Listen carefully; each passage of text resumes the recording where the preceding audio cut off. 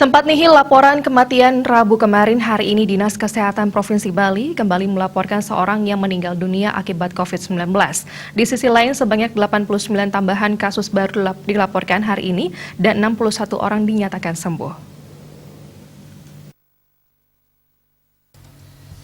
Pasien meninggal seorang perempuan berusia 39 tahun asal Tabanan.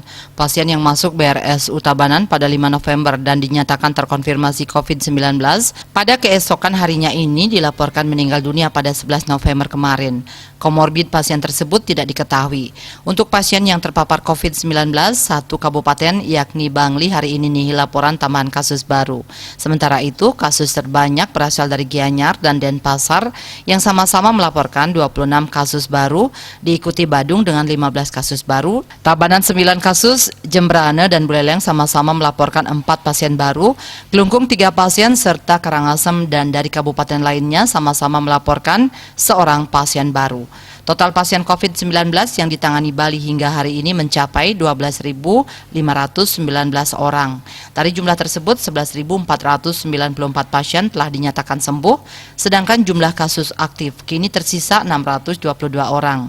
Ketua Harian Satgas Penanganan COVID-19 Provinsi Bali, Dewa Made Indra mengatakan, penanganan dan pengendalian COVID-19 merupakan tanggung jawab bersama. Sinergi antara pemerintah, masyarakat, dan semua pihak terkait adalah kunci utamanya.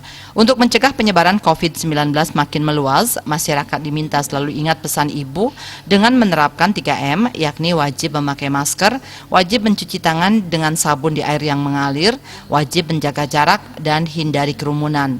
Dengan penerapan perilaku 3M ini, Indonesia segera terbebas virus corona menuju Bali bangkit, Bali era baru, Indonesia maju.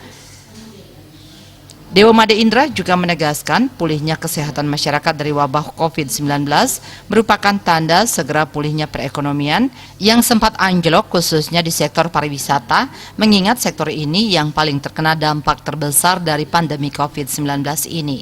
Rindra Devita, Bali Post melaporkan.